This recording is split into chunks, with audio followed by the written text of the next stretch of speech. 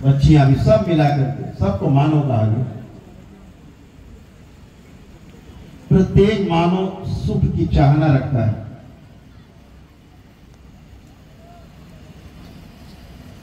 और हम सुखी कैसे रहें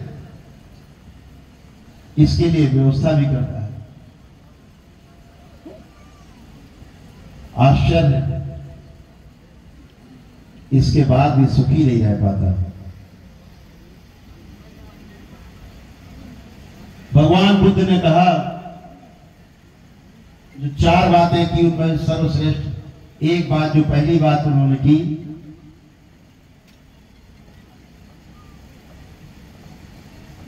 अपने शिष्यों से कहा कि पूरे संसार में प्रत्येक मानव में दुख है,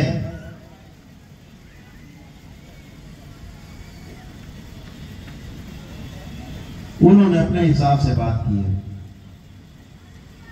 मेरा उनके प्रस्ताव से कोई विरोध नहीं, लेकिन दरबार का जो प्रस्ताव है वह यह है कि प्रत्येक मानव में सुख की चाहना है, हर व्यक्ति सुखी रहना चाहता है।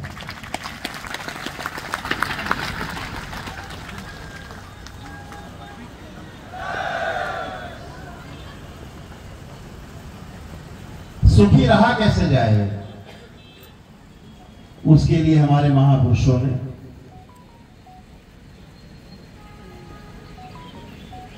तमाम विधियां, तमाम जप तप अनुष्ठान ध्यान साधना तमाम मार्ग बताए।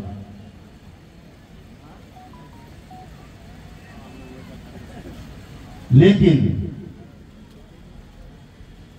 हमारे महापुरुषों के द्वारा हजारों हजारों वर्षों की साधना के पश्चात अपने अनुभव के आधार पर मानव जाति के लिए जो लिपियां लिखी, जो ग्रंथ लिखे, पुराण शास्त्र गीता, श्रीमद् भागवत गीता, श्री रामचरितमानस, सारे उपनिषद पुराण सब लिखे गए, लेकिन हम उनकी मंशा को समझने में चूक कर जाते हैं। शब्दों से भाव को,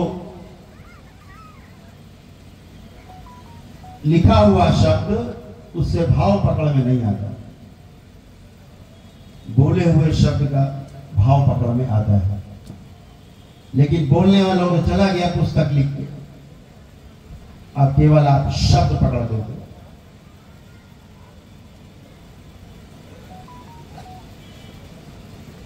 जब आप शब्द पकड़ लेते हैं, यहीं से समस्या शुरू होती है, फिर शब्दों की लड़ाई शुरू होती है।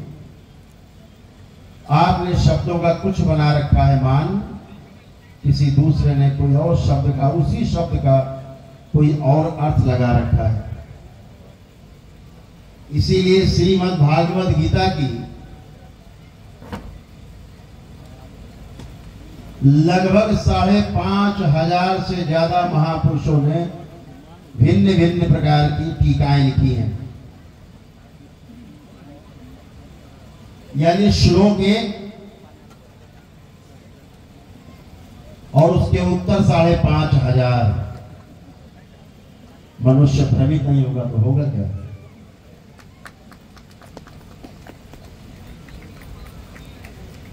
अपनी विद्वता के चक्कर में कुछ तथाकथित कलयुगी विद्वानों ने अर्थ का अनर्थ कर दिया है।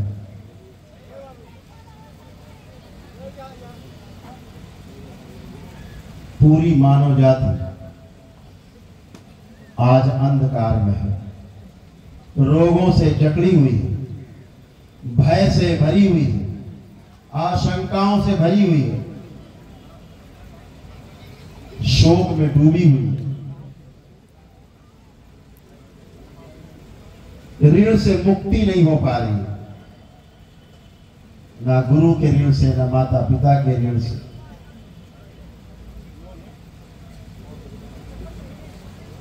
मुक्ति नहीं हो पा रही। पितरों की मुक्ति भी उल्टे सीधे कर्मकांडों के कारण नहीं हो पा रही। उनकी स्मृतियां भी हमारे कुल में तैरती रहती हैं। उन स्मृतियों के कारण भी हम स्वस्थ नहीं रह पा रहे।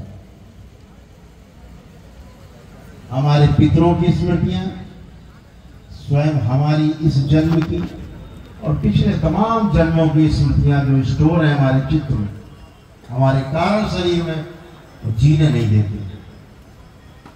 इसीलिए दरबार बार बार कहता है कि बिना पितृ की मुक्ति हुए,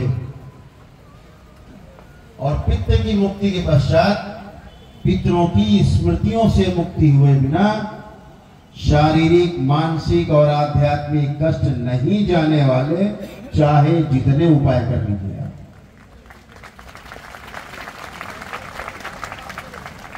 आप सब दरबार के शिष्य, बाबा के लाडले भक्त जितने बैठे हैं, माताएं बहनें बैठी, जब तक दरबार से नहीं जुड़े थे तब तक अपने कष्टों को पता है कैसे कैसे कष्ट, चारों तरफ अंधकार था, आज प्रकाशित होकर के बैठे। और ये प्रकाश केवल इसलिए नहीं कि आपने केवल पितृ मुक्ति की है। पितृ मुक्ति के साथ साथ पितरों की स्मृतियों की मुक्ति हुई, तमाम दोष नष्ट हुए, आपकी तमाम भूतकाल की स्मृतियां नष्ट हुई। दरबार से जुड़े आप, स्वस्थ होने के बाद दरबार के साथ जुड़ करके, बाबा के साथ जुड़ करके, माँ के साथ जुड़ करके कृतज्ञता स्वरूप उनकी शरण में सदा के लिए समर्पित हो गए। हजारों दीक्षित भक्त, माताएं बहनें यहां उपस्थित हैं। दीक्षा के पश्चात जब आपका जो जप और तप शुरू होता है, असली बात तो तब शुरू होती है, जीने का रास्ता तब दिखाई देता है। आपने अपने लिए तमाम रास्ते खोल लिए। सभी का आत्मविश्वास चरम पे रहता है, अरे जाओ कोई कष्ट आएगा तो क्या हुआ, मेरे माँ और बाबा मेरे साथ हैं। कोई भय नहीं, ना भूत प्रेत का भय, ना रोगों से भय और उसके कष्टों से भय, ना समस्याओं से भय। क्यों? क्योंकि समाधान दिखता है।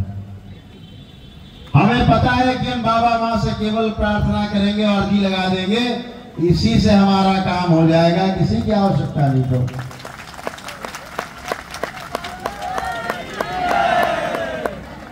यह वैदिक प्रक्रिया का प्रभाव है। यह हमारी हिंदू संस्कृति,